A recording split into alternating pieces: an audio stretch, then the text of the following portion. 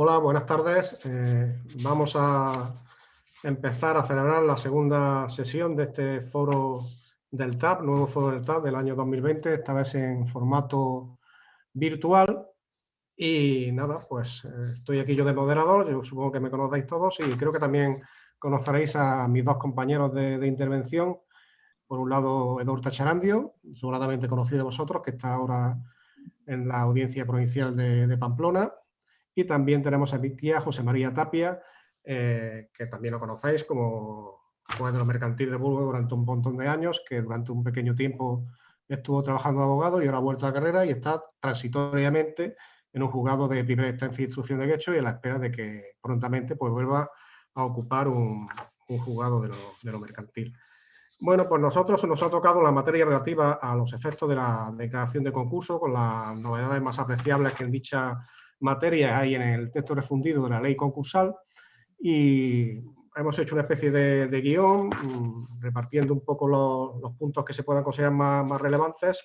Empezaré yo con una pequeña introducción, con algunas novedades quizás de menor entidad, y después alternativamente irán mis compañeros pues, tratando de estos temas, sin perjuicio de que estamos ante unas intervenciones que son flexibles y cualquiera puede intervenir si quiere, pues para apuntar alguna cosa o para decir algo. E igualmente todos ustedes pues tienen un chat en el cual pues, pueden introducir las preguntas que quieran sobre los temas que se está hablando, y estas preguntas pues yo como moderador pues se las trasladaré a los componentes de la mesa y podemos debatir sobre dichas preguntas.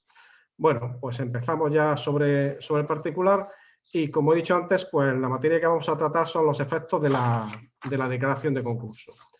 Los efectos de declaración de concurso en el texto refundido, al igual que ocurría en la ley concursal, pues están incluidos en el título tercero del libro primero, y este título tercero pues se divide en una serie de capítulos que en su mayor parte coinciden con los capítulos en los que estaba dividido la ley concursal, dedicándose pues en primer lugar a los efectos sobre el deudor, donde a su vez incluye todo lo relativo a los efectos sobre la capacidad y la representación procesal del concursado, con distintas secciones dedicadas a la persona jurídica y a la persona física. Después tenemos los efectos sobre las acciones, en las cuales se incluye tanto lo relativo a los efectos sobre los juicios declarativos como lo relativo a los efectos sobre las ejecuciones, tanto ejecuciones con garantía como sin garantía real. También se incluye un capítulo, al igual que hacía la ley concursal, relativo a los efectos sobre los créditos, en el que, como materia más relevante, pues se mete todo lo relativo a la compensación, al devengo de intereses, etcétera. Y, por último, existe otro capítulo concursal con el arreglo de las facultades de intervención o de suspensión que sean oportunas, los cauces a través de los cuales tiene que recibir pagos al concursado.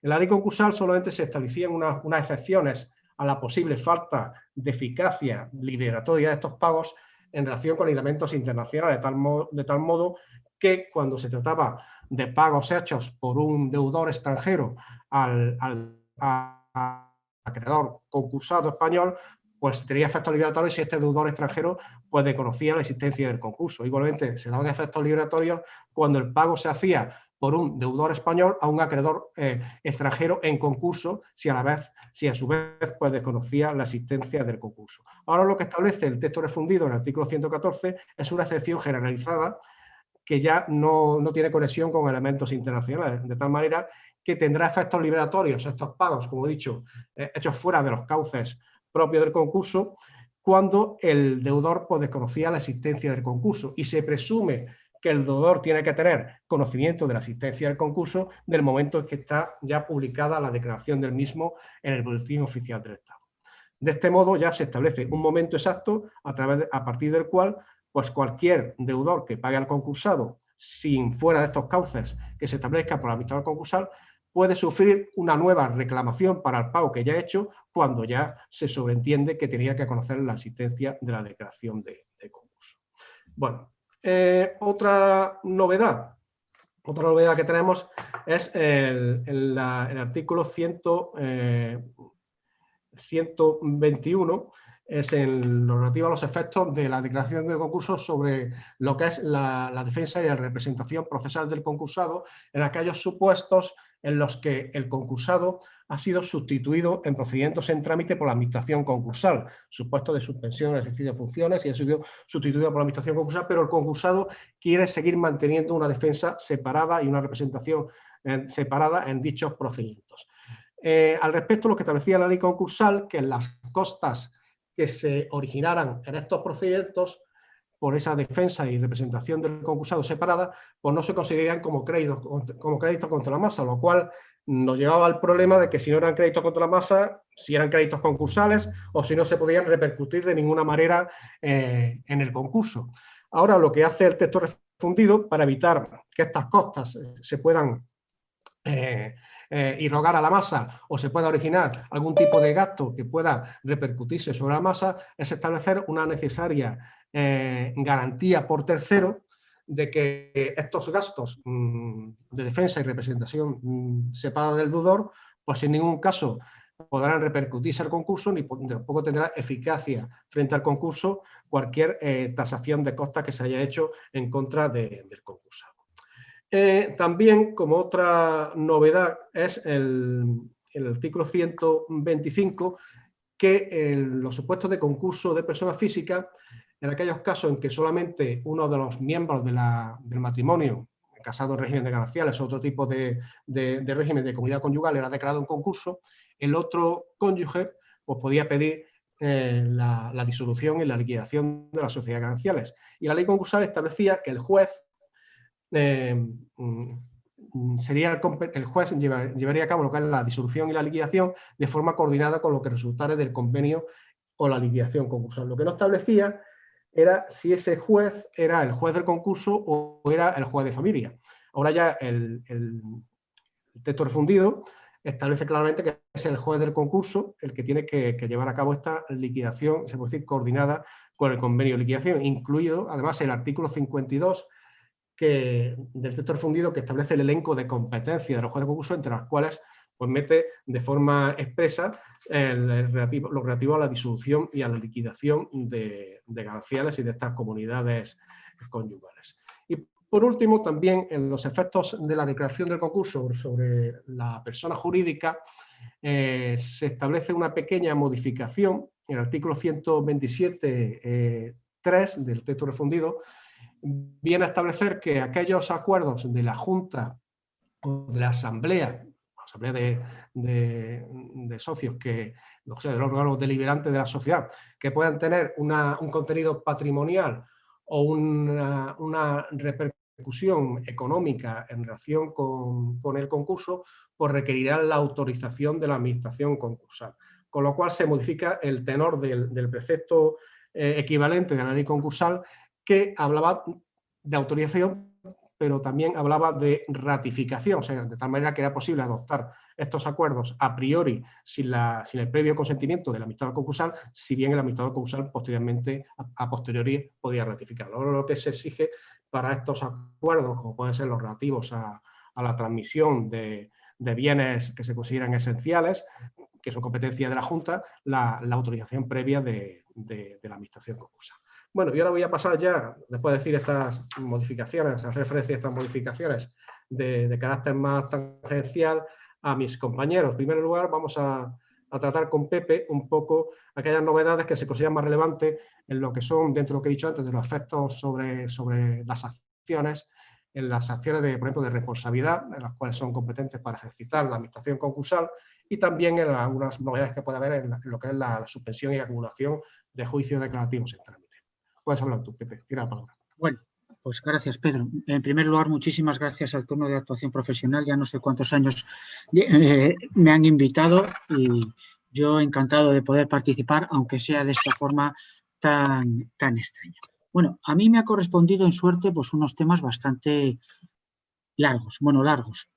Al final se resume en 4 o 5 novedades básicas y fundamentales que introduce el texto refundido de la ley concursal en relación con la antigua regulación de la ley concursal.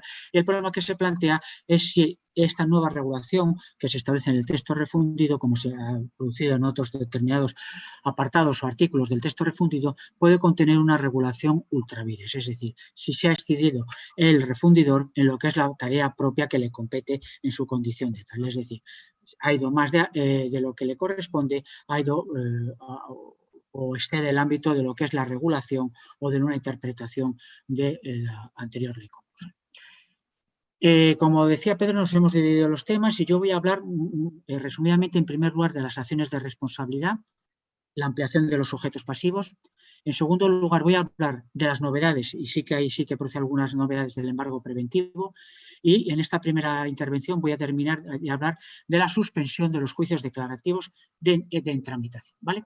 En primer lugar, las acciones de responsabilidad. La regulación que aparece contiene el texto refundido de la ley concursal, nos tenemos que ir al artículo 132 del texto refundido de la ley concursal, en el que la novedad básica y fundamental es que se amplía subjetivamente las personas que están legitimadas pasivamente para el ejercicio de esta acción social de responsabilidad. En primer lugar, el artículo 132 del texto refundido ejercita o se refiere a las acciones sociales de responsabilidad que se pueden ejercitar contra los administradores de hecho o de derecho, contra los liquidadores, ejercicio de la acción de responsabilidad en los términos a los cuales se refiere el artículo 238 de la Ley de Sociedades de Capital. También incluye a los liquidadores en cuanto a la regulación que se establece a ejercicio de la acción social, artículo 375. Este artículo 132 del texto refundido de la ley concursal también permite la posibilidad del ejercicio de las acciones el ejercicio de la acción social de responsabilidad, frente a los auditores, ¿vale? Que atribuye la competencia exclusiva para el ejercicio de las mismas a la administración concursal. Ya lo han mencionado con anterioridad Pedro, el único legitimado activamente para el ejercicio de este tipo de acciones sociales de responsabilidad es única y exclusivamente la administración concursal. Y conforme a la regulación que se establece en el artículo 52, regla octava de este texto refundido, se atribuye la competencia exclusiva y excluyente al juez del concurso, que esté conociendo de ese concreto concurso, para el ejercicio de esas acciones de responsabilidad frente a los administradores, liquidadores, administradores de derecho, liquidadores y auditores. ¿Cuál es la novedad básica y fundamental que introduce el texto refundido de la ley concursal? Pues se refiere al ámbito subjetivo, amplía en un supuesto concreto y determinado esta legitimación pasiva y se refiere a la posibilidad del ejercicio de estas acciones sociales frente a los expertos independientes. Esta es la novedad que introduce el texto refundido en relación con la anterior regulación que contenía la ley concursal y se refiere a la acción de responsabilidad de los expertos independientes que hubieran valorado las aportaciones dinerarias o sociales en los supuestos de ampliación de capital de la sociedad concursada. Aquí el problema que se plantea, a diferencia de lo que ocurre con las anteriores acciones sociales de responsabilidad, es que el texto refundido no hace mención alguna a la competencia exclusiva del juez del concurso, en los términos a los cuales se refiere, como ya he hecho referencia, en el artículo 52 del texto refundido. El problema que es, la duda que nos planteamos en cuanto al ejercicio de esta acción social, en cuanto a lo que se refiere a los expertos e independientes, es que no se trata de un ejercicio, de una acción contra el patrimonio de la sociedad concursada, sino que lo que se hace es se ejercita en su interés o en su beneficio frente a ese experto independiente. ¿Vale? Por lo tanto, por lo que se refiere y de forma muy esquemática, sin perjuicio de que luego se puedan plantear las preguntas, aclaraciones, cuestiones o lo que se estime por conveniente, la verdadera novedad es la ampliación del ámbito subjetivo legitimados pasivamente, que es a lo que se refiere a los expertos independientes. El segundo tema. El embargo preventivo. Aquí sí que se introducen una serie de novedades y sí que podemos considerar que el texto refundido va mucho más allá de lo que es la regulación, no ya de la anterior ley concursal, sino al régimen general de aplicación supletoria de la ley de enjuiciamiento civil en cuanto a la adopción del embargo preventivo como toda medida cautelar en los términos a los cuales se refiere el artículo 721 y siguientes de la ley de enjuiciamiento civil. En primer lugar, la regulación viene contenida en el artículo 133, que establece de forma taxativa que esta solicitud o esta adopción de esta medida cautelar consistente en el embargo preventivo solo se podrá instar en principio con posterioridad a la autodeclaración del concurso, pero no con anterioridad. El único supuesto en el cual se puede solicitar esta medida que sirva para proteger el patrimonio de la concursada es en los supuestos a los cuales se refiere el artículo 18 del texto refundido de la ley concursal, es decir, en los supuestos del concurso necesario en el que se encuentra legitimado activamente cualquier otro tercero que sea distinto de lo que es el concursado, acreedor, tercero legitimado, etc. Primera novedad que introduce el artículo 133 del texto refundido. En principio, como norma general, será siempre a instancia de parte, es decir, a solicitud de la administración concursal. Pero la novedad que introduce el texto refundido en el artículo 133 del texto refundido es que cabe la posibilidad de que esta medida cautelar pueda ser adoptada de oficio por parte del juez del concurso. Y esta es una primera novedad y es lo que os manifestaba con anterioridad. Esto supone separarse de la regla general del artículo 721 de la Ley de Enjuiciamiento Civil, que establece que toda medida cautelar deberá de ser solicitada a instancia de parte para que luego posteriormente el juez del concurso pueda adoptarla, incluso en los supuestos en los cuales se pueda solicitar inaudita parte, pero siempre existe esa petición previa, en este caso del único legitimado activamente, que la administración concursal. Al igual que he hablado de las acciones sociales de responsabilidad, el único legitimado activamente es la administración concursal sin que se reconozca legitimación a los acreedores. En cuanto a las personas que se encuentran legitimadas pasivamente, aquí no hay ninguna novedad. Se refiere a los administradores de hecho de derecho, a los liquidadores, a los directores generales y a cualquier otra persona que hubiera tenido esta condición en los 2 años anteriores a la declaración del concurso. Aquí el texto refundido lo que hace, al igual que se establece en la sección de calificación, es eliminar la referencia del apoderado general por el director general, ¿vale? El director general es quien encuentra legitimado de forma pasiva frente a esa solicitud de embargo preventivo. En cuanto a los presupuestos, ya todos lo sabemos, es el periculum in mora y fumus boni iuris, en los términos a los cuales se refiere el artículo 728 del enjuiciamiento civil, y en cuanto al fumus boni iuris aparece expresamente regulado, y aquí sí que hace una referencia el texto refundido de la ley concursal a este presupuesto de carácter procesal material para la adopción de esta medida cautelar. Es decir, cuando de lo actuado resulte fundada la posibilidad de que la sentencia de calificación, las personas a las que afecte el embargo preventivo sean condenadas a la cobertura total o parcial del déficit en los términos a los cuales se refiere el artículo 456 del texto refundido. Vale, en cuanto a la tramitación, el hecho de que el texto refundido de la ley concursal sea 4 veces más largo que la ley concursal es con ejemplos como este. Es un desarrollo procedimental de determinados aspectos, de determinadas materias que la ley concursal lo regulaba en 1 o 2 artículos. Aquí la regulación del texto refundido en lo que se refiere al embargo preventivo es este supuesto. Es decir, se debe tramitar como sección, como pieza separada, en la sección primera en los términos a los cuales se refiere al artículo 508, de acuerdo con el procedimiento que se establece en la Ley de Enjuiciamiento Civil, norma de aplicación supletoria. Vale. Y aquí hay una novedad básica y fundamental, y el problema que se puede plantear es si existe una regulación ultra vires. Porque aquí lo que dice el texto refundido de la ley concursal, que el embargo se practicará sin necesidad de prestación de caución con cargo a la masa activa del concurso. Aquí no exige la prestación de caución, por lo tanto se está separando otra vez, no ya de la regulación de la ley concursal, sino que se está separando de lo que es la regulación general de la ley de enjuiciamiento civil. Y el problema que se puede plantear es si existe esta regulación ultra vires, es decir, si los jueces de lo mercantil están obligados o no a aplicar este precepto. Yo entiendo que no estamos más bien en un supuesto de regulación ultra vires, es decir, no existe un exceso por parte del refundidor, no va mucho más allá de lo que es propiamente su cometido de refundir lo que es la ley concursal, sino que aquí yo entiendo que se trata más bien de una interpretación judicial de la norma.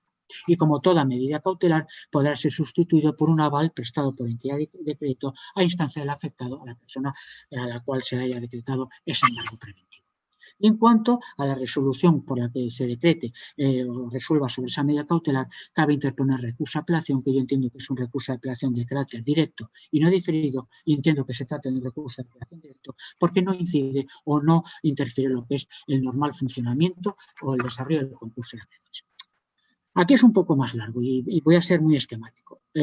Suspensión de los juicios declarativos en tramitación, ¿vale? 137 y siguientes del texto refundido de la ley concursal. ¿Cuál es el régimen general? Es la continuación de tales procedimientos del juez que estuviera conociendo de los mismos hasta obtener la firmeza de la sentencia. Aquí el texto refundido no hace distinción respecto de estos procedimientos que continúan si el concursado ostenta la condición de parte demandante o de parte demandada, ¿vale? Y en este sentido, frente a toda regla general, pues siempre existen dos excepciones básicas y fundamentales. ¿Cuáles son los supuestos de la acumulación y los supuestos de suspensión? En los términos a los cuales se refiere el artículo 138 del texto refundido de la ley concursal. El artículo 138 se refiere en primer lugar a la acumulación de los juicios declarativos en tramitación.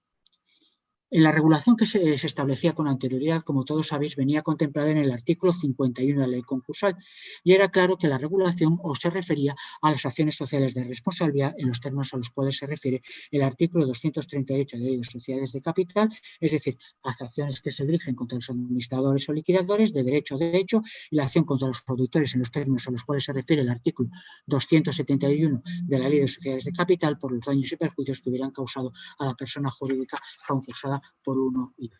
Ya lo hemos visto anteriormente en cuanto al ejercicio de las acciones sociales de responsabilidad, que se amplía el ámbito subjetivo de las personas legitimadas pasivamente, los términos a los cuales se refiere el artículo 236. Y el problema que se plantea es, si se amplía este ámbito de carácter subjetivo, también se puede ampliar el ámbito de carácter objetivo. En el momento que se sometió a informe pues el texto refundido de la ley concursal antes de que fuera objeto de publicación en el mes de mayo, existía un informe por parte del Consejo General del Poder Judicial en el que entendía que en estos supuestos sí que cabría no solo limitar el ejercicio de las acciones a las acciones sociales de responsabilidad, sino que se podía incluir dentro de estos supuestos a la acción individual. Yo me baso en la interpretación literal del texto refundido de la ley concursal y se está refiriendo a acciones sociales de responsabilidad. ¿Vale? Por lo tanto, debe de quedar excluido la acción individual frente a tales administradores, liquidadores de hecho o de derecho. Vale. Por lo que se refiere para que proceda la acumulación, al igual que se establecía en la ley concursal, estos procedimientos deben contarse en primera instancia y no haber finalizado el acto del juicio o la vista. Otra novedad que introduce el texto refundido, y aquí sí que puede plantearse la posibilidad de una regulación ultra vires, la acumulación. Puede ser acordada de oficio por parte del juez del concurso. Y estos juicios acumulados continuarán por el cauce procedimental correspondiente, pero será competente el juez del concurso para el conocimiento del mismo. La excepción, aparte de la acumulación, será la suspensión, en los términos a los cuales se refiere el artículo 139 del texto refundido de la ley concursal, las acciones sociales que se dirijan contra los administradores por el incumplimiento de los deberes legales cuando concurriendo causa de disolución no hubieran hecho nada para prevenir o evitar, no hubieran solicitado la convocatoria de la Junta en el plazo de 2 meses o concurriendo causa de insolvencia, no hubieran solicitado la declaración del concurso. Y también los supuestos a los cuales se refiere la suspensión es el supuesto de la acción directa en los términos a los cuales se refiere el artículo 1597. Y termino. Es un supuesto que se plantea muchas veces en la práctica. ¿Qué ocurre en todos aquellos, por ejemplo, los procesos monitorios que se inician con anterioridad a la autodeclaración del concurso? Se formula una petición inicial de proceso monitorio, la persona frente al cual se dirige esa reclamación de cantidad se opone y antes de que se formule o se da traslado al actor o al demandante que había formulado esa petición inicial de proceso monitorio, antes de que formule en función de esa cuantía la demanda de juicio verbal o juicio ordinario, la persona que se ha opuesto es declarada en concurso. El problema que se plantea es cuál es el órgano judicial competente para el conocimiento de esa petición inicial de monitorio que se ha iniciado con anterioridad a la autodeclaración del concurso. Por lo tanto, hay que tener en cuenta una jurisprudencia reiterada por parte de las audiencias provinciales en el que viene a considerar que estamos en presencia de un procedimiento único que debe de tenerse en cuenta que se inicia con esa petición inicial del proceso monetario antes de la autodeclaración del concurso, independientemente de que hubiera sido el concurso que se opone declarado en concurso y por lo tanto será la regulación principio de carácter general, deberá continuarse el procedimiento ante el juzgado de primera instancia que esté conociendo el mismo, que es el órgano judicial competente y competencia objetiva y no corresponde al juez del concurso. Esto es de manera muy rápida, rapidísima, lo que me ha correspondido en primer momento. Luego, como digo, cualquier aclaración. Luego, posteriormente, sí que me corresponderá hablar de la suspensión de las ejecuciones de las garantías reales y cuáles son los afectados en los términos del 145 a 151 del texto refundido de la ley concursal. Gracias. Muchas gracias, Pepe, muchas gracias. Quería simplemente, porque me ha llamado la atención, porque hay distintas referencias en materia de embargo, que has hablado antes, en los sujetos pasivos de en relación con la acción social de responsabilidad, también en materia de calificación, personas que pueden ser afectadas. En unos artículos, embargo y personas afectadas por la calificación, se habla de directores generales. En cambio, en los sujetos pasivos de la acción social de responsabilidad, No se lo habla hablo. de personas que ostenten las más altas facultades Ustedes de de representación, las sí. personas jurídicas cuando no exista delegación de facultades en consejeros Exacto. delegados. Eso ¿Son es. idénticas a estas personas? No sé por qué hay esta diferenciación. Si son idénticos, ¿por qué no se habla en todos los artículos de directores generales, por ejemplo? ¿Se está refiriendo a lo mismo? No, es que no sé Yo ahí por qué hay tengo, esta diferenciación. yo ahí tengo la duda. Yo ahí tengo la duda porque si efectivamente equiparamos uno u otro, no tiene ningún sentido que en ese supuesto de las acciones sociales de responsabilidad hable con esa nomenclatura de 3 líneas para luego referirse en la sección de calificación al concepto de director general. Y yo la duda que tengo es si esa persona con las más altas facultades de representación se puede equiparar o no al concepto de director general. Esa es Sí, la duda. claro, lo que es claro es que quitan el administrador de hecho, el apoderado general, porque se entiende que el director general y todos estos son los que tienen poderes generales con facultades de verdadera actuación y de dirección dentro de la empresa. Distinto del Vale. administrador, de hecho. Eso es. Vale, pues muy bien. Pasamos entonces ahora a Edorta.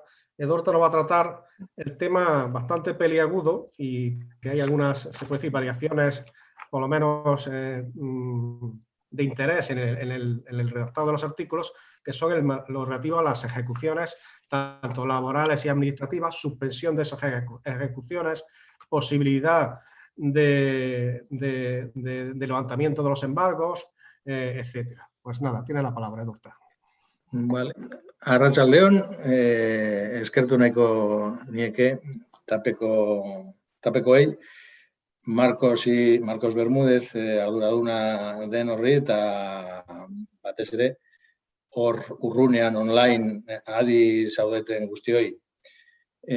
Hoy, un día de diciembre, que es difícil que haga mejor tiempo, pues bueno, es un poco duro esto de ponerse aquí al ordenador a oír estas cosas, pero bueno, ahora que está cayendo ya el sol, por la circunstancia también del solsticio, pues igual vuelve al redil del ordenador quien le corresponde.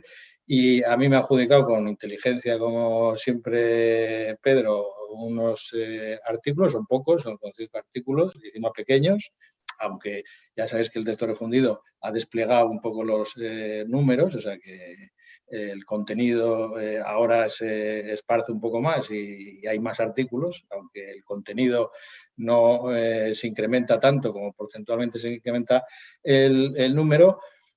Pero a mí me parece que los que me han tocado pues no tienen mucha dificultad en determinar que se alinean con las soluciones jurisprudenciales que se han ido recolectando en este tiempo para la refundición. No sé si lo han dicho, igual lo han dicho, pero no lo mismo que digo yo, en cuyo caso tendrán razón y no yo al decirlo. Esto del texto refundido, en principio no se supone que tiene que ser ninguna cosa nueva, no tiene que establecer ninguna reforma respecto de las leyes previas, ¿no? Entonces esto es una especie de jurisprudencia por escrito en el cual se acompaña el texto físico que existía de algunas aclaraciones, interpretaciones, contextualizaciones, sistematizaciones. El problema viene cuando ha habido jurisprudencia que se aparta de lo que tiene que ser la jurisprudencia en teoría, y lo mismo hace el legislador refundidor, es decir, cuando crean normas jurídicas que no existían ni física ni espiritualmente en ninguna previa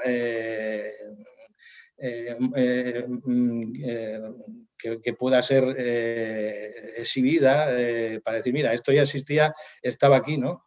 En principio esto de la refundición es un poco rara porque no es una refundición en la que se toman distintas normas para ponerlas orden, sino que es la misma norma, lo que pasa es que estaba desordenada ideológicamente en sí misma y a veces con una técnica legislativa muy mala y bueno, se ha querido mejorar.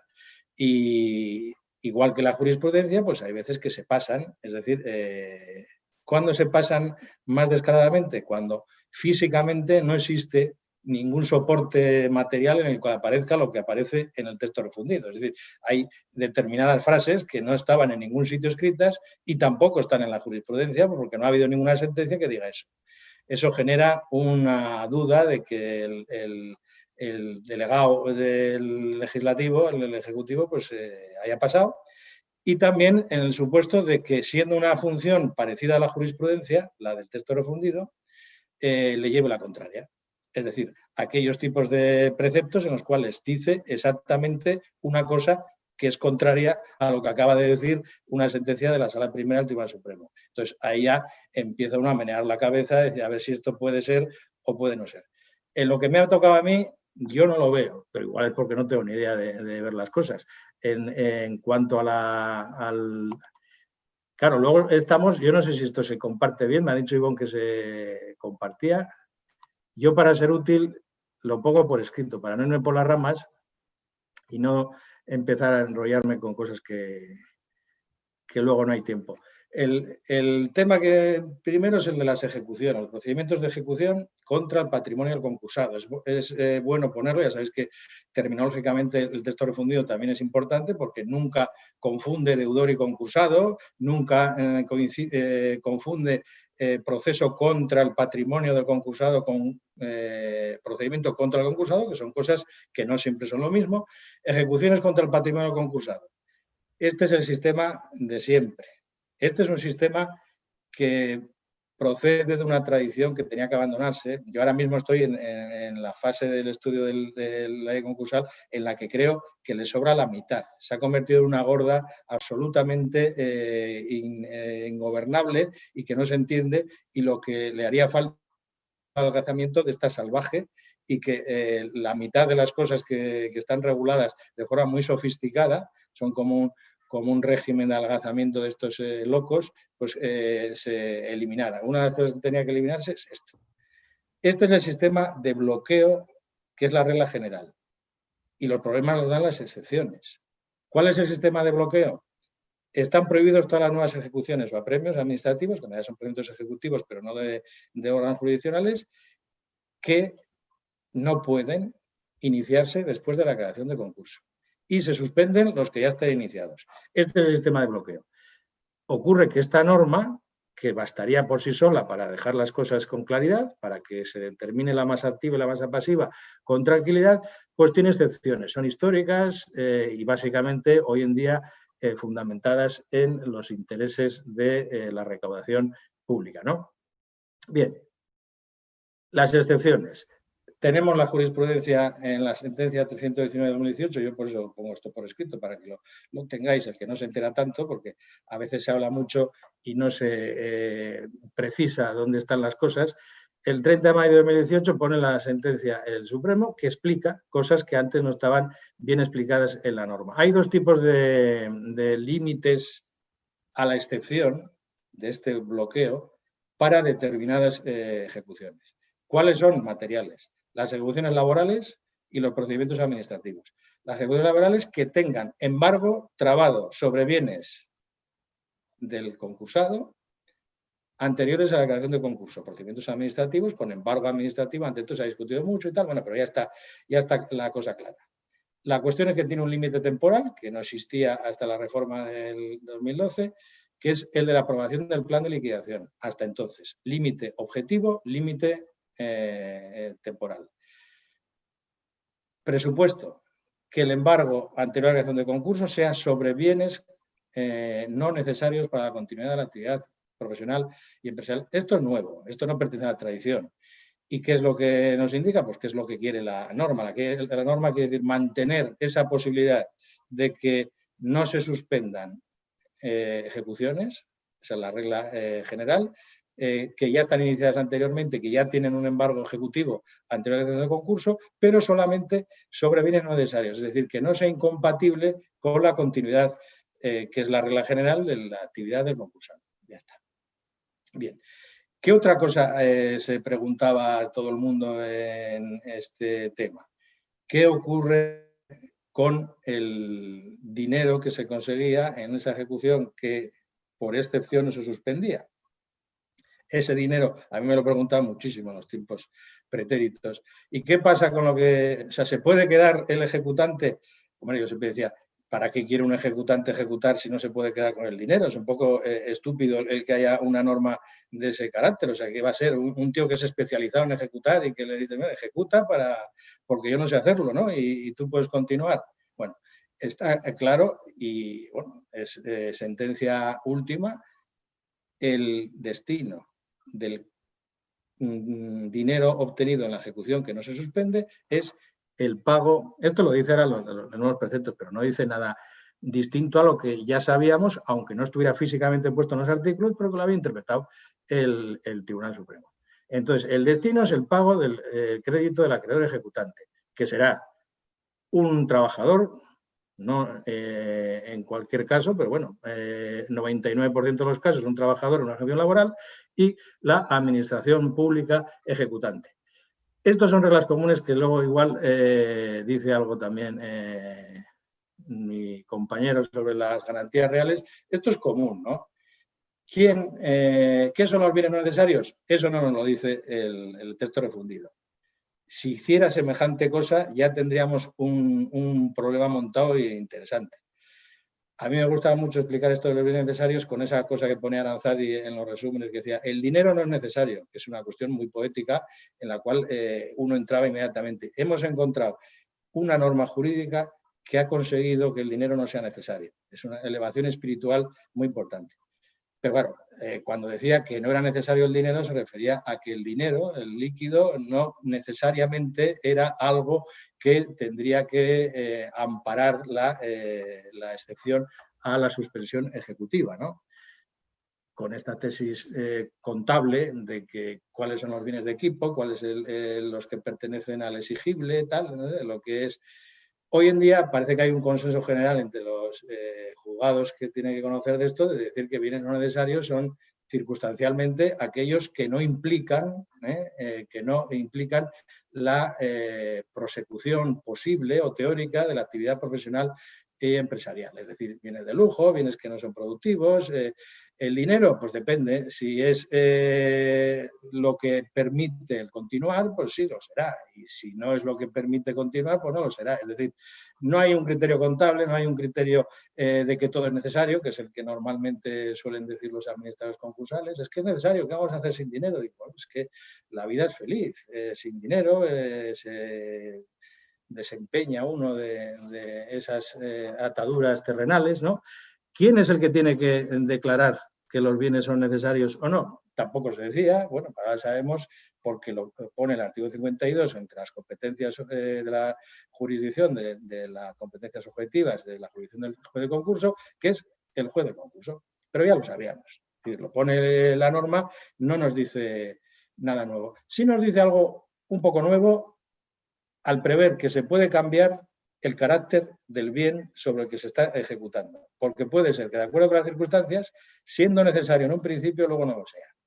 Esto es una tozudez de las agencias tributarias y de la tesorería. Porque, en principio, como el punto de conexión para la excepción era la declaración de concurso y la existencia de embargo anterior, uno tendría a pensar, bueno, si en ese momento el bien es necesario, pues no puede continuar y ya está, no me venga con cuentos. Pero como ocurre que en ese momento puede ser y luego puede dejar de serlo, es decir, hay una posibilidad de continuidad, hay una posibilidad de adquisición por un tercero, hay una viabilidad informada con estos informes de viabilidad que no se los cree nadie, y luego resulta que la empresa no consigue continuar y, por lo tanto, si no hay continuidad, no puede haber nada necesario para la no continuidad. La no continuidad no tiene nada necesario, ¿no? Bueno, esto es una novedad física de la norma, pero yo creo que ya estaba avanzada en alguna serie de las resoluciones que se habían ido poniendo sobre este tema. No jurisprudencia, porque esto es una cosa que es difícil que llegue a la jurisprudencia por el tipo de resolución que se pone, ¿no? Aquí hay dos cosas en las que es comunes a las garantías reales. Y hago el inciso porque a mí siempre me gusta, entre ser útil y luego brillar con dogmática, una cosa importante es que la recaudación, en toda la interpretación que hace estos preceptos y la interpretación que impone a los preceptos que se refunden, parte de la tesis de equiparar el embargo a una garantía, a un derecho de garantía real sobre los bienes que sean, cosa que dogmáticamente no puede tener ni un pase. El embargo es embargo ejecutivo o es medida cautelar. No es un derecho real de garantía de realización de valor. Incluso cuando hay una medida de aseguramiento en el registro que corresponde, que por lo tanto existe una afección de carácter registral o un derecho que procede de normas inmobiliarias o normas de los registros oficiales. El embargo es una medida de afectación a un proceso ejecutivo de un determinado bien de la persona ejecutada o del patrimonio que se puede afectar mediante la ejecución. Y no es una garantía real, pero hay una equiparación. Entonces, hay un fin de estas medidas de ten con la continuidad en la eficacia del convenio con acreedores, es decir, la eficacia del convenio con acreedores termina, pues se acabó la historia de esta prohibición, y también el año desde la apertura de la liquidación, es una especie de periodo de enfriamiento, se decía, de congelación y tal. Aquí lo nuevo, pero no nuevo, sino nuevo respecto al que se diga físicamente, es que la apertura de la fase de liquidación da lugar a la pérdida del derecho inicial de ejecución y se produce, empieza separada una acumulación de ejecución suspendida, cosa que es preciosa desde el punto de vista procesal, o sea, que exista un procedimiento de apremio que lleve un juzgado de lo mercantil, por ejemplo, si se pudiera ejecutar una hipoteca unilateral creada en favor de la administración pública por el juzgado de lo mercantil, es una cosa preciosa, estas de llevar a las facultades para que se estudien, ya sabéis que en la práctica no existe. ¿Qué me interesa de cosas que han quedado en el nuevo sistema? Es posible levantamiento de embargos administrativos. Obviamente nadie podía sospechar que la norma del 55.3 no se replicara en el 143.2, que termina diciendo lo mismo que decía antes, ¿no? Esto de que el levantamiento y cancelación de los embargos no podrá acordarse respecto a los embargos administrativos. Esto es una norma de juzgado de guardia. Ahí que tenemos de guardia a PP. Esto es una norma de juzgado de guardia. O sea, no tiene ningún sentido que, estando causalizada la posibilidad de levantamiento de embargos en el grave compromiso para la continuidad de la actividad, en el supuesto de los embargos administrativos, que son administrativos, que no son embargos jurisdiccionales, en cualquiera de los casos no se pueden levantar los embargos administrativos. ¿Qué sentido tiene eso? Alguien lo tiene que explicar. La Abogacía del Estado, cuando en el año, a finales del 2011, estuvo discutiendo esto, decía, es que si no nos quedamos sin garantía, porque entendían que era lo mismo el embargo que una garantía. Y bueno, pues si esto no tiene el mismo sentido, esto no es una garantía. El embargo es, ya lo hemos dicho, para que cobre el acreedor ejecutivo que por excepción puede continuar con la ejecución. Pero cuando el embargo es sobre bien necesario y no puede continuar la ejecución, no tiene ningún sentido que no pueda levantarse.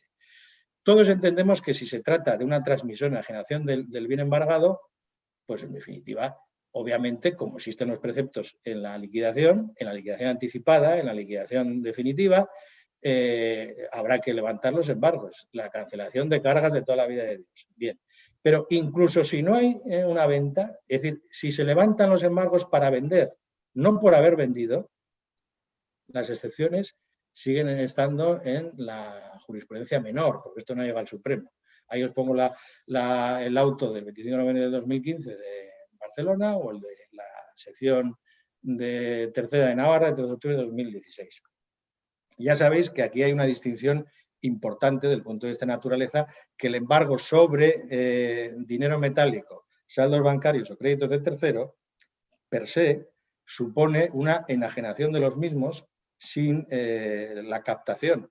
Por lo tanto, cuando resulta que lo que se discute es si se puede levantar un embargo administrativo de dinero, de saldos en cuenta o de créditos de tercero, esta discusión no existe, porque ahí lo que tiene que jugar es el principio de no suspensión de la ejecución.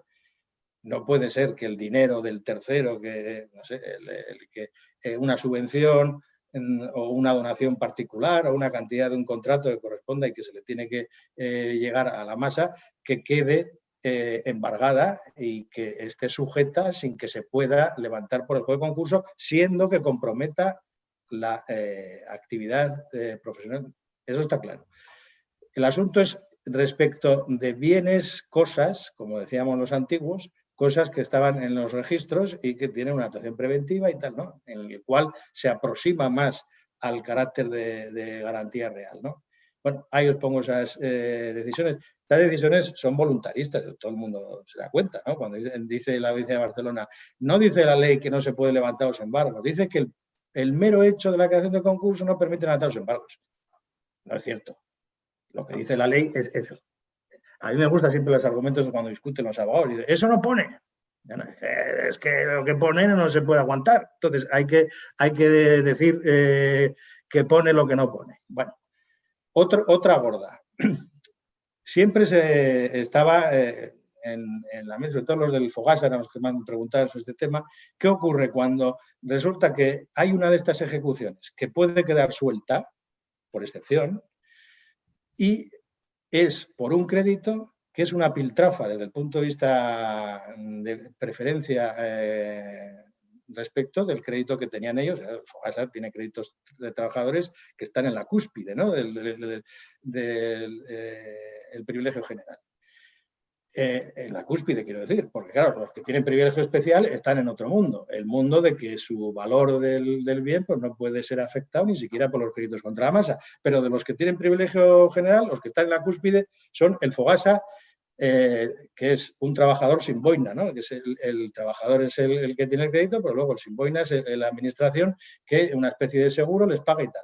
Y bueno, pero eso puede ser posible que se quede el crédito, un crédito subordinado, un crédito que es una piltrafa desde el punto de vista preferencial. Por ejemplo, está debajo de los nuestros.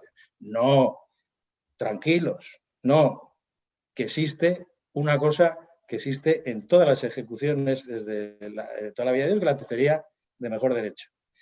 Claro, la tercería de mejor derecho, por muchas vueltas que le dé la Sala Primera del Supremo, y ahí tenéis el tema del Supremo en el que se mete primero con el tema de los créditos contra la masa, no se pueden los créditos contra la masa ejecutar.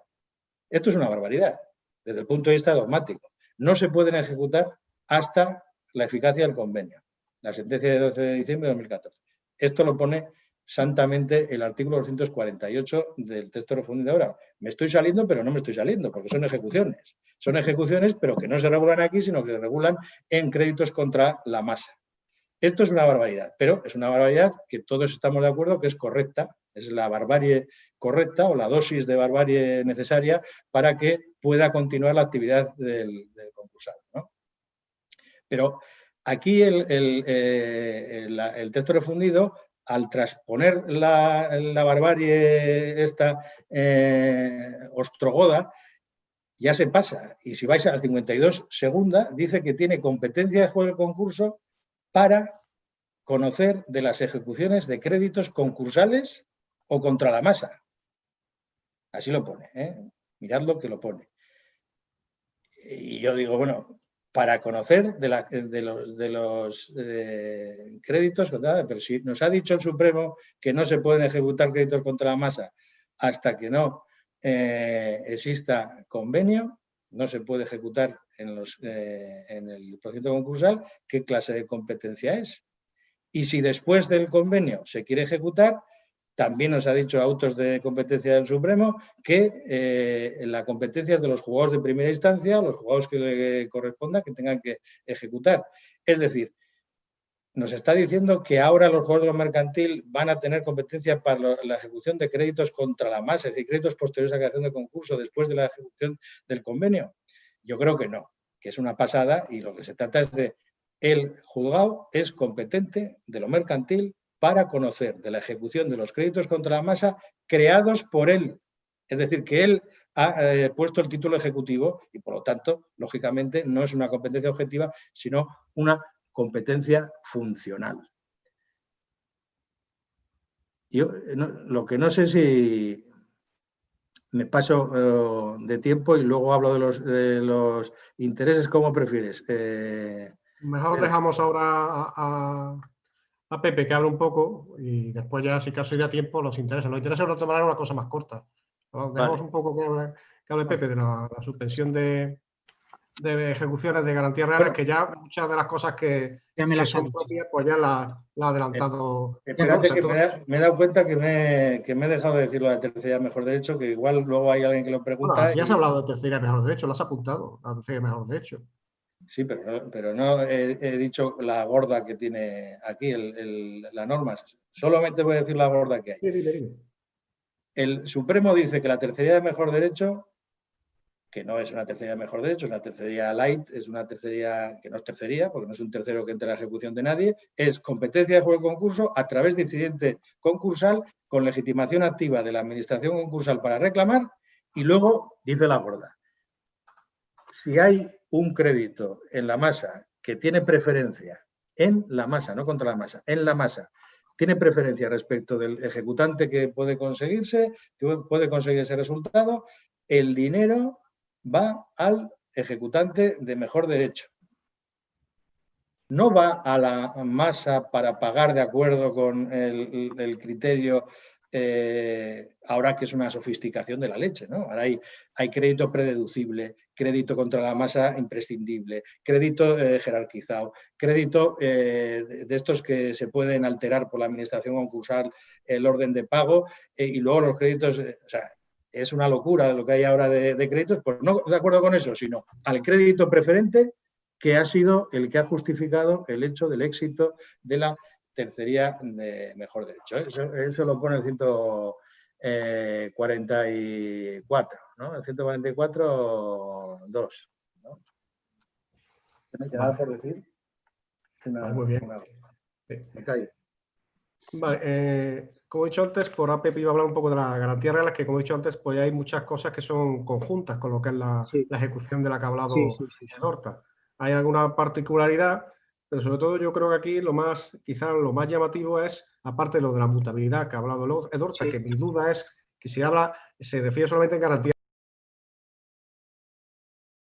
declaración para que mute el carácter necesario. También cuáles son los sujetos afectados de la posible suspensión de la ejecución de garantías reales, que no sé si también hay algún tipo de diferencia terminológica ahí con la ley concursal. Tira la palabra tú.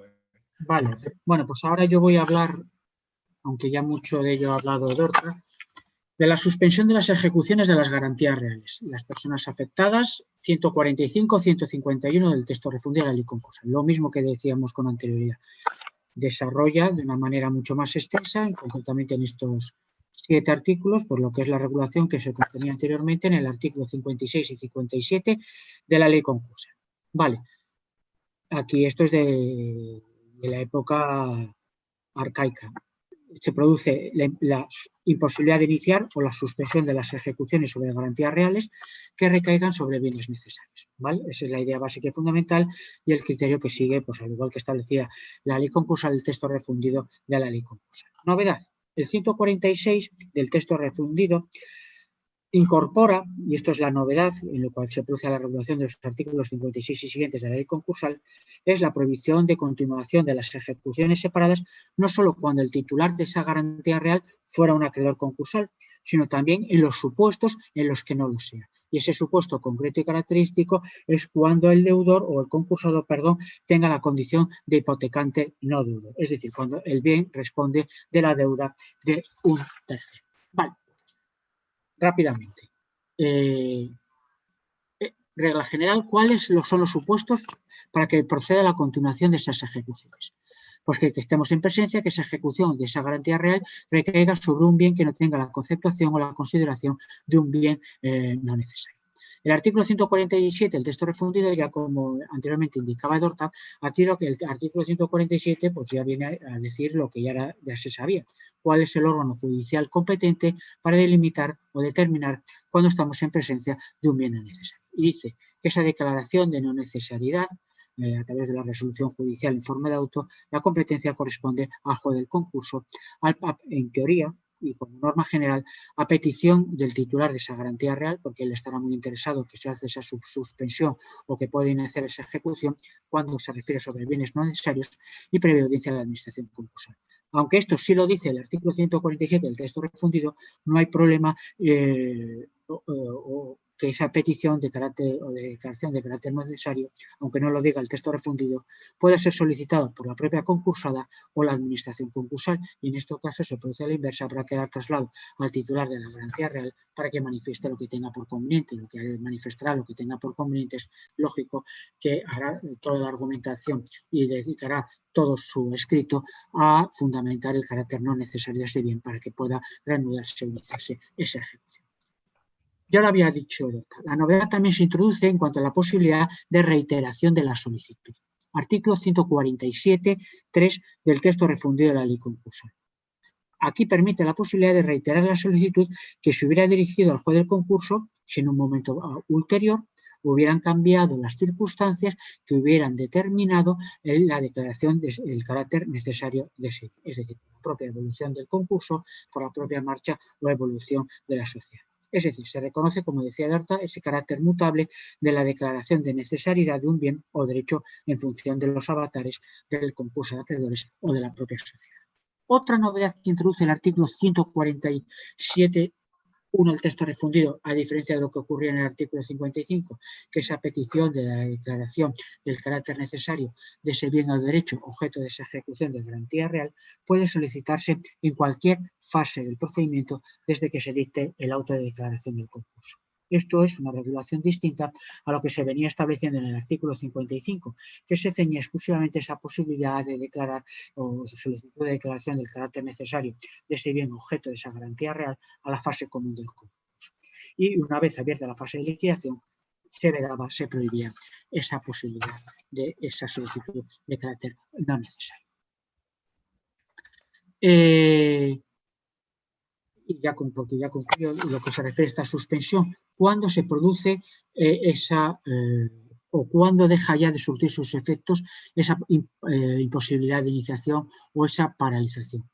Pues al igual que establece la ley concursal, el texto refundido de la ley concursal establece dos hitos de carácter temporal. Uno, desde la fecha de la eficacia del convenio, es decir, desde la sentencia que apruebe judicialmente el convenio, que no impida el ejercicio de ese derecho de ejecución separado sobre esos bienes o derechos concretos. Y en segundo lugar, desde que hubiera transcurrido, al igual que como señala Dorta, es un límite o un presupuesto de carácter temporal, desde que hubiera transcurrido un año desde el auto de declaración del concurso sin que se hubiera tenido lugar la apertura de la fase de liquidación.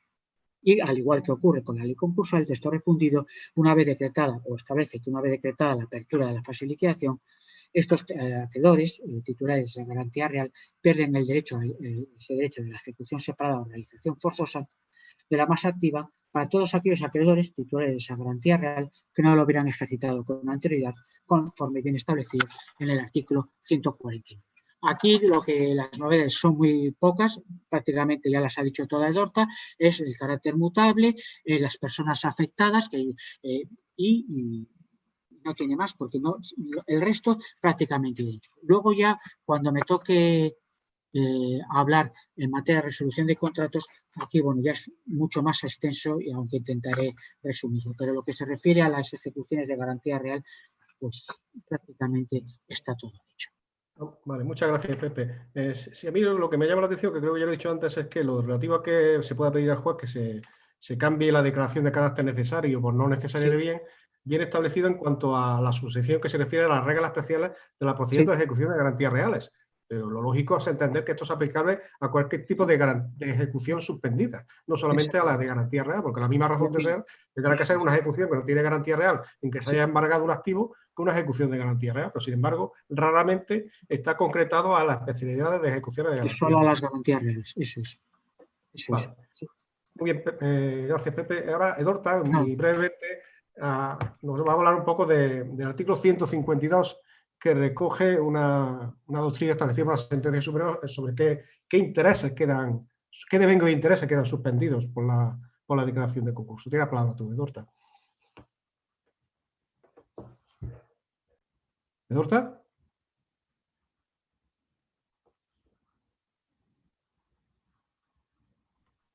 ¿Se me oye o no? Ahora sí, Ah. ahora sí. He dejado de oír en un momento. Sabéis que en el Fuero Navarro hay una ley que habla del silencio, que es importante. Sí.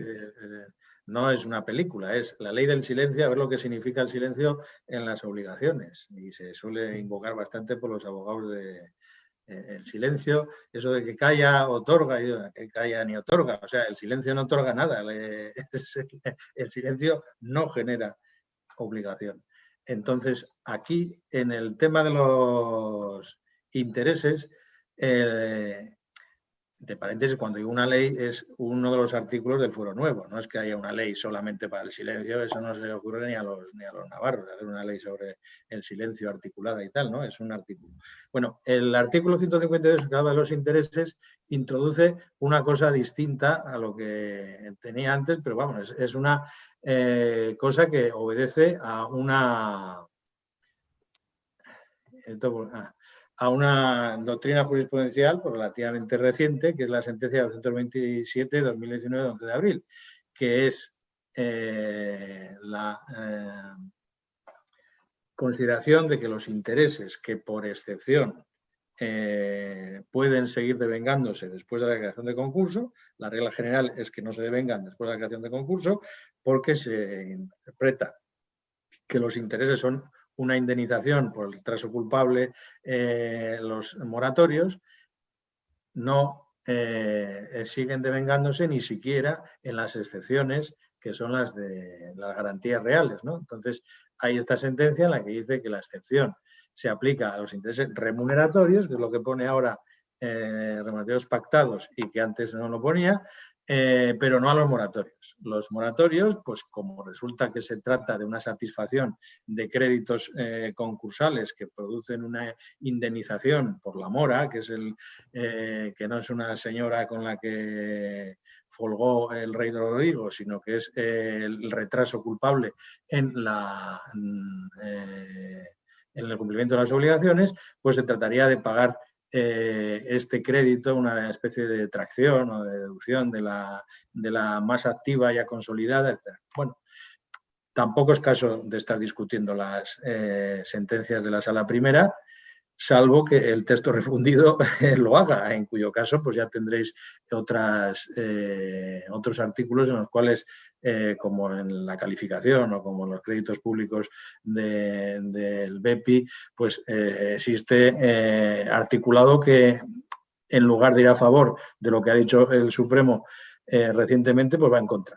Cuando va a favor, pues ¿qué vas a decir? Pues amén, Jesús y otra cosa, ¿no? Esto es lo que yo veo de distinto en el 152 respecto a lo que había.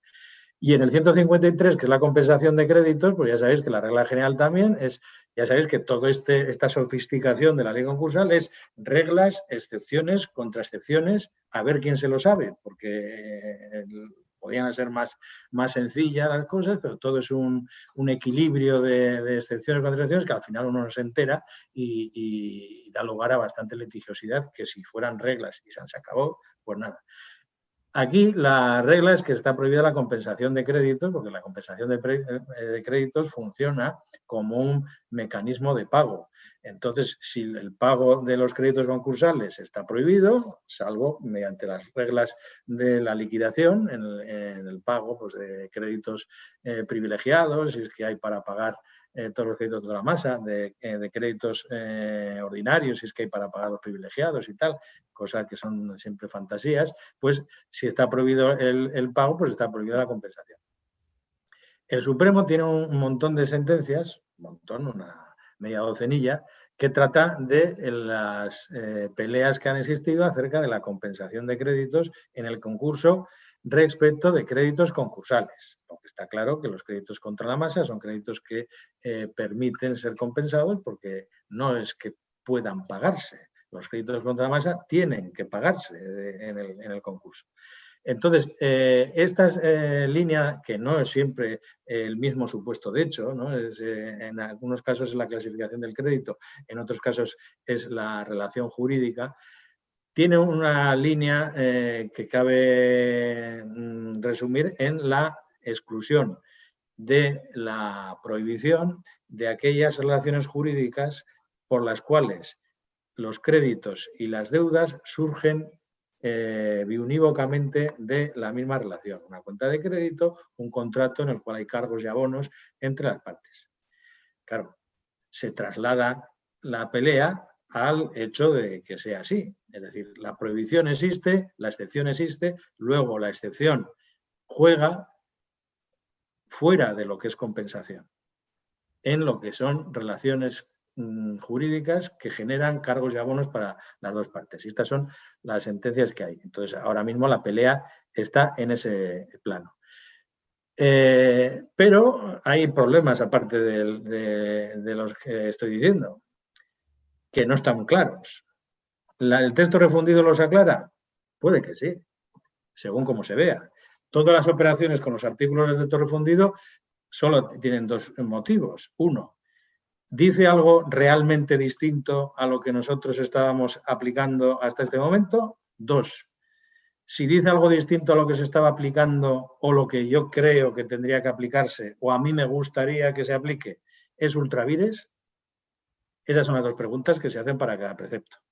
En este caso, yo creo que sí dice o puede contribuir a decir algo que no estaba dicho, pero por supuesto que no es ultravires porque, en definitiva, no es más que una aclaración de algo que parece que tendría que ser así. Pero como cuando toca la competencia siempre es un tema complicado, porque, en definitiva, hace falta determinar qué clase de competencia es y qué rango tiene el refundidor para decir estas cosas, uno es el límite temporal. Se puede alegar la compensación después de que uno ya ha insinuado, como decíamos antiguamente, ha expedido el reconocimiento de un crédito.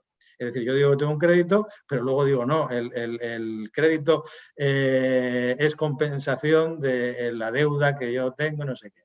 Es la típica.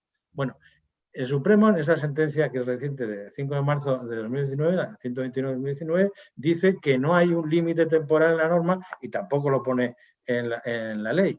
Aunque dices de estas sentencias paternalistas, dices lo normal es que se dijera lo antes posible, sin llegar a la fase de liquidación. Bueno, ¿y qué? Y si uno es anormal y lo dice al final de todo, pues tampoco el pater no nos dice si hay que admitirlo o no hay que admitirlo, después de que se ha dicho que el crédito se ha reconocido y resulta que aparece al final una compensabilidad, aunque sea de una excepción, ¿no?, en la que puede existir. Bueno, aquí no lo aclara. El Supremo ha dicho que no tiene límite temporal y que lo que hay que ser es de buena fe y no sé qué. También hay una ley en el Fuero de Navarra sobre la buena fe. ¿Es competente el juez del concurso? Hombre, si es un incidente concursal y lo está viendo que son los que llegan a la sala primera, no hay ninguna duda. Pero ¿qué pasa en todos los supuestos en los cuales el concursado con la administración concursal o él mismo se mete contra el que le debe una cantidad de dinero por relaciones que han tenido en un juzgado de primera instancia, que es al que le toca, si es que es un juzgado de primera instancia? Bueno, normalmente será un juzgado de primera instancia y generalista. Y va a la otra parte y dice, oiga, pero ¿qué cuento me está contando si usted me debe mucho más que lo que me está reclamando la administración concursal? Y alego la compensación. Es que la compensación se puede alegar sin reconvenir a través de un método que existe en el artículo 208 o algo así, o 209 de la Ley de Civil. También se puede reconvenir si tú quieres decir más cosas que la compensación, pero ¿quién es competente para decidir eso? Porque claro, eso va a un juez de primera instancia, el juez de primera instancia dice, bueno, aquí la administración concursal, yo soy competente para decidir sobre el crédito que alega el concursado, porque hemos dicho que como no se trata de una acción frente al patrimonio del concursado, sino una acción que ejerce la administración concursal o el concursado frente a un tercero, pues yo soy competente como normal, aplicando el derecho en general. Pero la otra parte me alega una compensación y en la contestación a la compensación, porque hay un trámite de alegaciones de 10 días, dice la otra parte, no, porque esto entra en la excepción de la tal o no entra en la excepción de la línea esta de la jurisprudencia, es decir, invocan lo que antes era el artículo 59 y ahora es el artículo 153. Digo que vacila la doctrina de apelación generalista porque eso va a una sección de una audiencia que no es la que lleva mercantil. En audiencias pequeñas, pues es lo mismo. Yo estoy en Navarra y me da igual porque va a llegar a la misma sección, sea de una cosa o sea de la otra, y lo vamos a ver. Entonces, en una audiencia grande sí. Y hay sentencias de audiencias pequeñas y de grandes que dicen exactamente lo contrario. Hay algunas que dicen que la competencia es del juzgado de primera instancia y otras que dicen que no, que esa competencia es del juez de lo mercantil. ¿Qué tendría que hacer el juez de primera instancia? Pues tendría que decir que es incompetente porque le falta competencia objetiva y decir, oiga, esto usted elucídelo en el juzgado de lo mercantil, que es el competente para saber de estas cosas. Es decir, el competente para ver el artículo 153 es el juez del concurso. Bueno, ¿ahora qué tenemos? Ahora tenemos que dice el 153.3, la controversia sobre el importe de los créditos y las deudas a compensar y la concurrencia de los presupuestos de la compensación, que son dos cosas, se resolverá por el juez del concurso por los cauces de incidente concursal. Yo creo que está pensando en un incidente concursal normal, en el cual se discute si existe esta compensación dentro del concurso. Es decir, en una impugnación de la clasificación de créditos del que alega el crédito. No se refiere a la excepción de compensación, excepción de compensación en el juzgado de primera instancia, pero lo pone. ¿Vale esto para decir que no tienen competencia los jueces de primera instancia en los juzgados generalistas de civil? Pues no lo sé. Como siempre ocurre, el que sea favorable a esa tesis dirá que sí y el que es contrario a esa tesis dirá que no. Pero bueno, yo ahí lo dejo, como dicen en la tele. La cuestión es que sí sé lo que habría que hacer en una o en otra tesis. En la tesis de que se diga que el juez del concurso con el texto refundido es competente siempre, pues el juez de primera instancia no podría conocer sobre la excepción de compensación. Y tendría que abstenerse de conocer y remitir tendría que extinguir la causa en ese supuesto, porque claro, la excepción de compensación produce una acumulación objetiva sobrevenida del proceso. Hay otra pretensión que se cruza, aunque no se lleve por vía reconvencional, y que hay que ser competente. O sea, uno de los presupuestos de que se pueda conocer de una excepción de compensación, una excepción de nulidad del título del derecho que enarbola el demandante siempre es que sea competente el juez que tiene que conocerlo. Entonces, sería ese el supuesto que ahora nos deja, ¿no? Ahí lo dejo, dice, el juez del concurso es incidente concursal. Habría que presentar por el que quiere excepcionar la compensación en el juzgado de primera instancia un incidente concursal, lo cual es un buen, digamos, una buena defensa para los administradores concursales que presentan demandas por créditos ante los juzgados de primera instancia, ¿no? Yo esto es lo que veo en el artículo como novedad solapada, porque no es muy claro, no tendría que estar aquí. Pero claro, fijaos que la gorda de la sucesión de empresa está en un artículo que no le corresponde y tenemos hermosos artículos 52, 53 para la competencia del orden civil, para la competencia del orden social, en el que se dicen muchas cosas. ¿Y por qué no se dice esto? Esto sería una competencia del juez del concurso objetiva de una acción que se ejercita de la materia civil en juzgados de primera instancia. Bueno, pero aquí se puede argumentar este tema. Yo es lo que creo que tienen de nuevo, en el sentido de que no estaba físicamente en los antiguos artículos sobre este asunto y que en principio no se enfrenta a ninguna jurisprudencia, porque no existe esta jurisprudencia. Lo que se enfrenta es a media parte de la doctrina de apelación de las secciones que llevan apelaciones civiles en general, no a mercantil, ¿no? Esto es lo que puedo decir yo al respecto de este tema. Vale, muchas gracias, Edorta. Y ahora, dentro de los temas que hayamos seleccionado, va a hablar Pepe de lo relativo a la materia de los contratos, en la cual, si bien la normativa de la ley concursal ya dejaba bastante que desear en cuanto a su claridad, ahora el texto refundido, si bien sistematiza mejor esta materia de los contratos, pues abre algunos melones que en cierto modo pues embrollan un poco más la regulación que contenía la ley concursal, ¿no, Pepe? Sí, bueno, pues eso, como dice Pedro, voy a hablar rápidamente. Voy a hablar en materia de resolución del contrato y voy a distinguir los supuestos de resolución o por incumplimiento anterior, incumplimiento posterior, los problemas que se plantea. Aquí yo creo que sí que existe una regulación ultra vires, se pasa de frenada el refundidor, ahora lo vamos a ver en qué aspecto en concreto. Hablaré, ya lo digo, del incumplimiento anterior, incumplimiento posterior, y luego haré referencia al mantenimiento de los contratos, aun cuando existiendo causa de resolución, el interés del concurso, ese concepto de carácter general, permite su mantenimiento, y la resolución cuando concurre interés del concurso, procedimiento y novedades que introduce el texto refundido de la ley concurso. Muy rápidamente. Vamos a distinguir en primer lugar las causas de resolución por incumplimiento en los supuestos del incumplimiento anterior a la declaración del concurso e incumplimiento posterior. Y vamos a distinguir cuando estamos en presencia de un contrato de trato sucesivo, un contrato de trato único. Vale, no hablo de trato sucesivo o trato único porque ni tenemos tiempo, ni es porque todos sabemos lo que es uno y otro tipo de contrato. En primer lugar, vamos a distinguir los supuestos de los incumplimientos anteriores a la autodeclaración del concurso.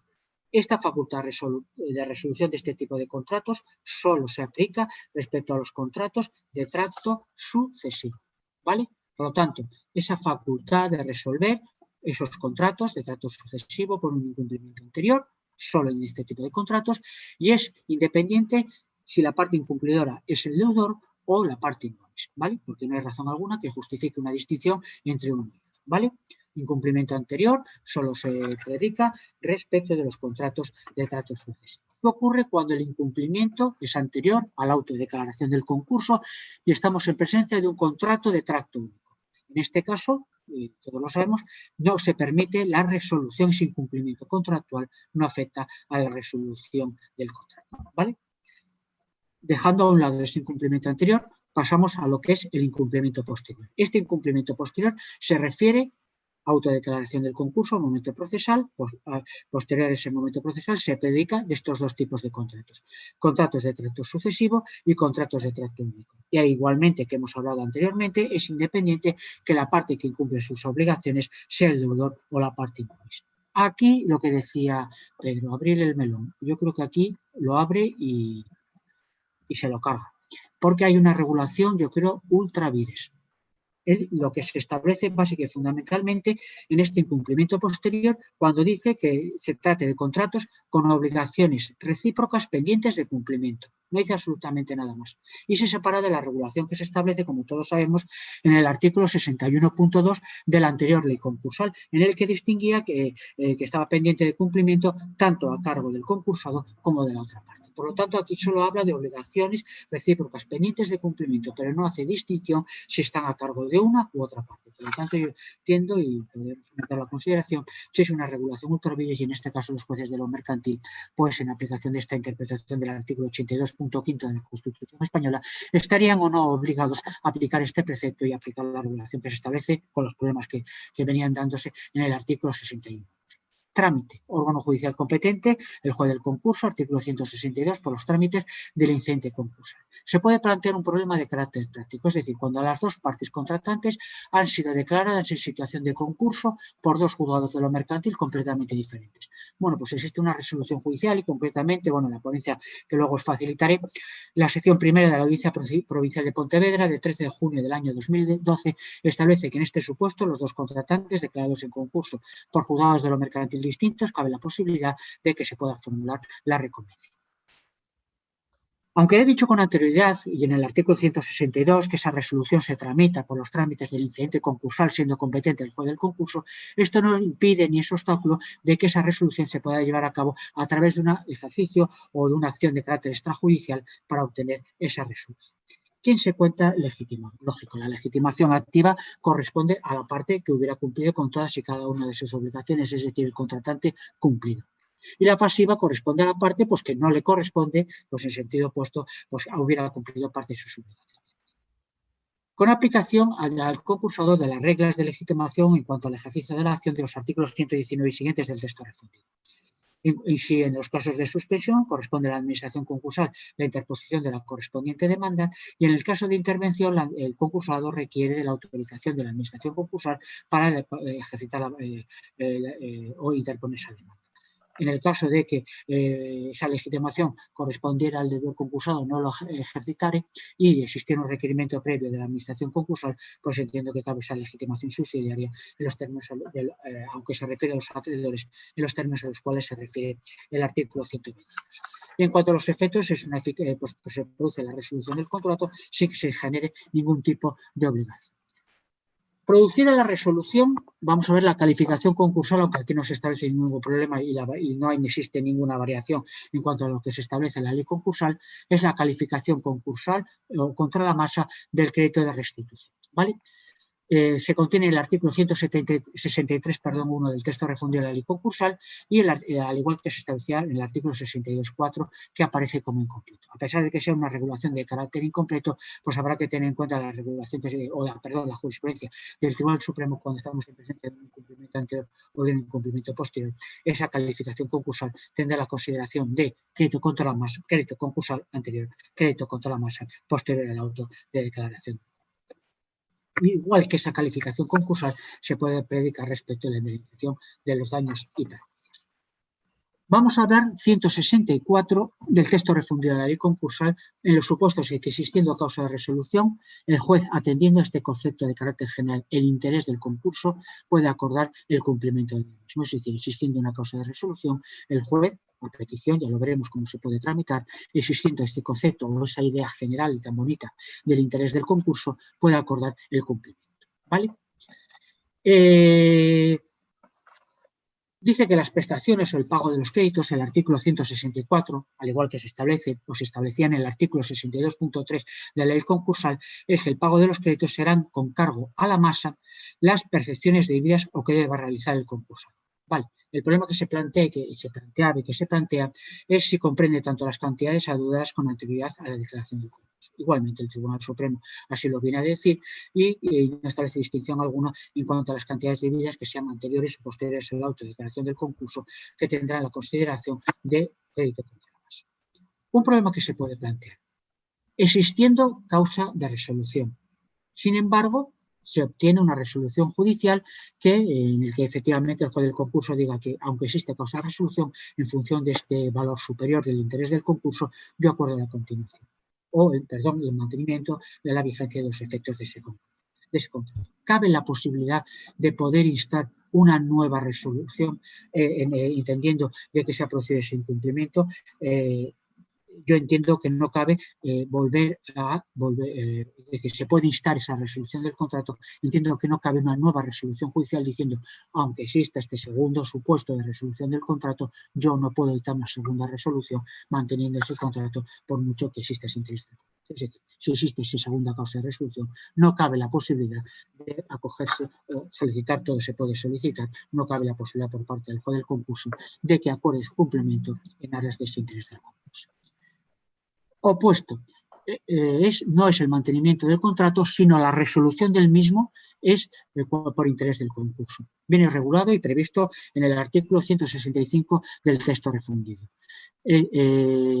Amplía igualmente el supuesto, se refiere a cualquier supuesto de los contratos con obligaciones recíprocas. Igualmente vuelve a eliminar y vuelve a plantearse el problema de la regulación del artículo 61.2 de la ley concursal, cuando habla de obligaciones recíprocas pendientes de cumplimiento, tanto a cargo del concursado como de la otra parte. La justificación es del interés del concurso, es decir, esa es la necesidad o conveniencia de resolver el contrato porque el mantenimiento del contrato exceda de lo que es los gastos que se puedan derivar del concurso. Esta posibilidad excepcional de poder resolver el contrato en función del interés del concurso viene delimitado desde el punto de vista de la legitimación activa. La posibilidad de instar esa resolución del contrato en interés del concurso no se atribuye a la parte indune, sino que únicamente está legitimada a la administración concursal en los casos de suspensión o al concursado en caso de intervención, a los que les corresponde valorar si procede o no solicitar del juez del concurso esa resolución en función de ese principio de carácter general. En cuanto a los aspectos procesales, aquí, bueno, pues se establece una novedad, un cauce procedimental nuevo. Cabe esa posibilidad de instar esa resolución por interés del concurso, no por los trámites del incidente concursal, sino por medio de una comparecencia que se llevará a cabo ante el letrado de la Administración de Justicia, que debe citar al concursado, que debe citar a la Administración concursal y a la otra parte en el contrato, ¿vale? Cita una comparecencia ante el juez del concurso. En esa comparecencia, si las partes llegan a un acuerdo en cuanto a la resolución y los efectos del mismo, pues entonces el juez del concurso lo valorará, lo tendrá en cuenta y en función de esa comparecencia y en función de ese acuerdo podrá acordar tanto la resolución del concurso como sus efectos por medio de la resolución judicial que forma el acto. Y aquí lo dice, y luego voy a plantear el siguiente problema. Si celebrada esa comparecencia y no existe acuerdo entre las partes contratantes o la administración concursal, el texto refundido de la ley concursal dice que cualquiera de los legitimados podrá presentar demanda de resolución. Claro, la cuestión es, ¿este término podrá cómo debe de entenderse? ¿De carácter preceptivo o de carácter facultativo? Claro, si nos vamos a la interpretación literal de este texto refundido de la ley concursal, parece dar a entender que es una facultad discrecional, podrá. Pero si dice que en esa comparecencia existe esa discrepancia, obligatoriamente debe de entenderse que debe de instarse el incidente concursal la resolución de ese contrato en interés del concurso, siendo competente igualmente el juez del concurso para resolver el mismo. En cuanto a esa solicitud inicial, pues no tiene por qué revestir o adoptar la forma de demanda. Como decía, si no existe acuerdo entre las partes en esa comparecencia respecto a los efectos de la resolución o existiendo acuerdo en cuanto a la resolución, pero no a los efectos de la misma, por lo tanto, se inicia esa fase litigiosa con la forma de incidente concursal. Los efectos de la resolución del contrato por el interés del concurso, dice el texto refundido de la ley concursal que en defecto de acuerdo el juez en ese incidente decidirá acerca de la resolución solicitada, acordando en su caso las restituciones que procedan y la iniciación que haya de satisfacerse con cargo a la mesa. Y las restituciones de las prestaciones, si estamos en presencia pues, de un contrato de carácter sucesivo, bueno, y la indemnización de los daños y perjuicios es lo mismo que es señalado. ¿Vale? Corresponde al juez del concurso resolver tanto la resolución como la calificación de ese crédito en cuanto a los efectos de la restitución y así en cuanto a la indemnización de los daños y perjuicios que se hubieran causado a la parte cumplidora, a la parte inculpable.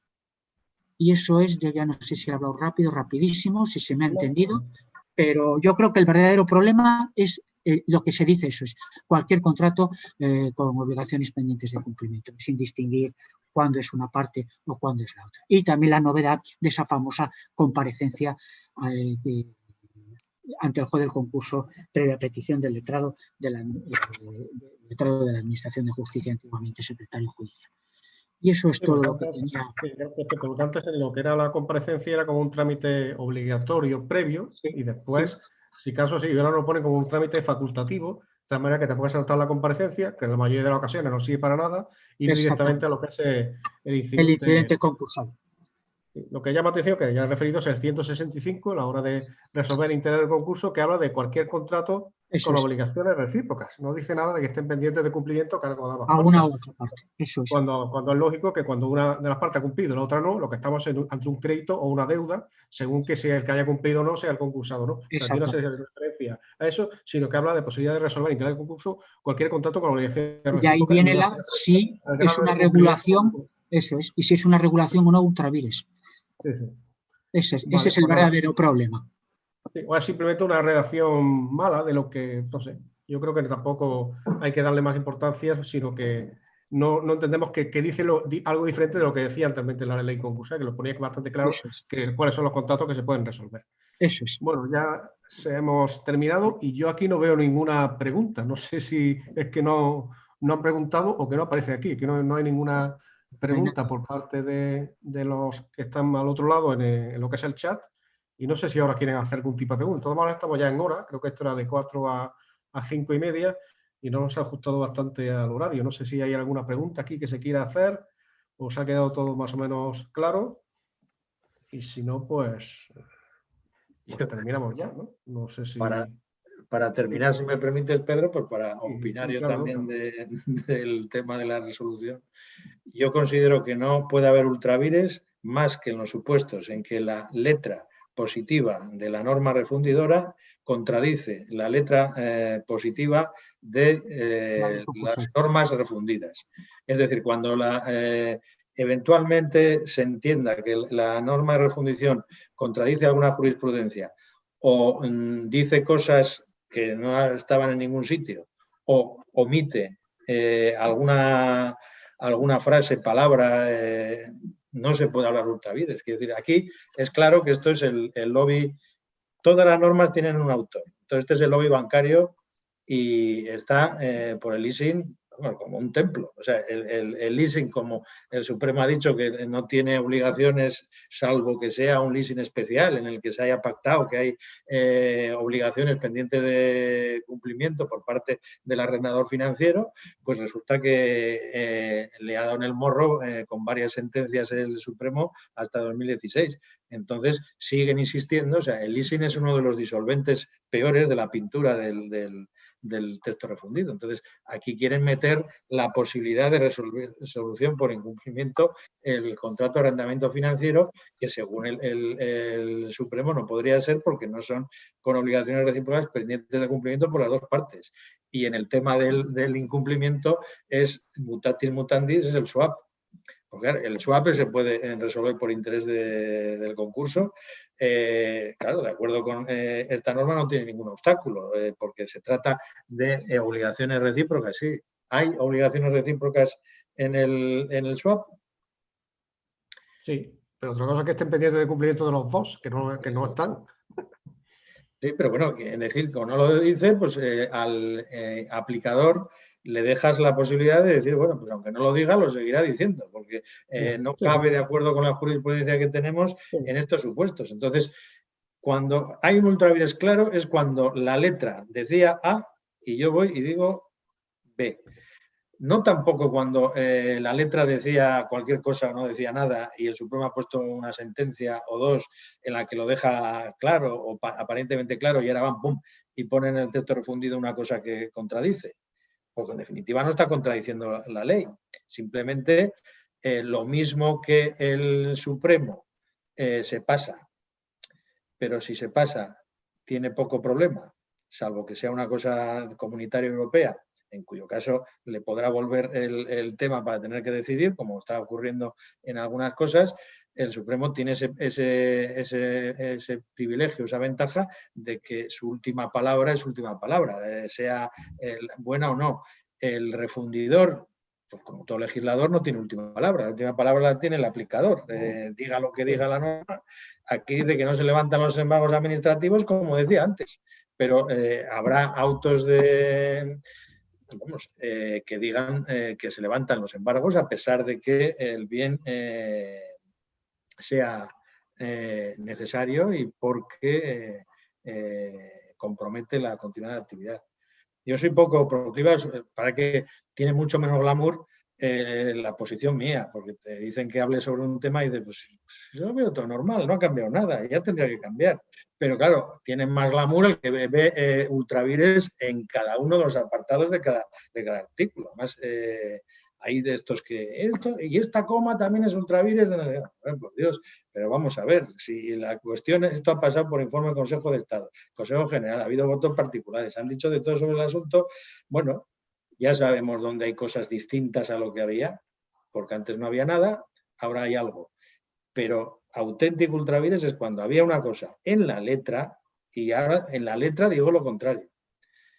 Eso es esa es mi opinión, y aquí en este caso está claro que es tema de leasing. El leasing es como un fantasma que lleva en esto de la resolución contractual desde el principio. Todas las reformas le pusieron ahí el apartado y el leasing también y no sé qué. Pero claro, como no hay que encajarlo. ¿Eso por qué? Porque son textos muy nacionales y entonces si se utiliza una palabra como leasing que no significa nada en castellano, lo repele el texto refundido y dice fuera.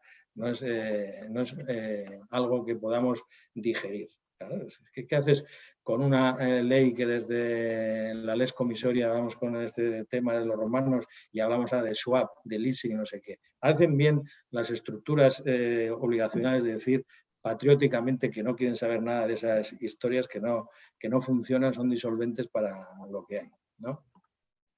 Pues de acuerdo, muchas gracias, Eduardo. Pues sigue sin haber ninguna pregunta. Si no hay preguntas, nos vamos.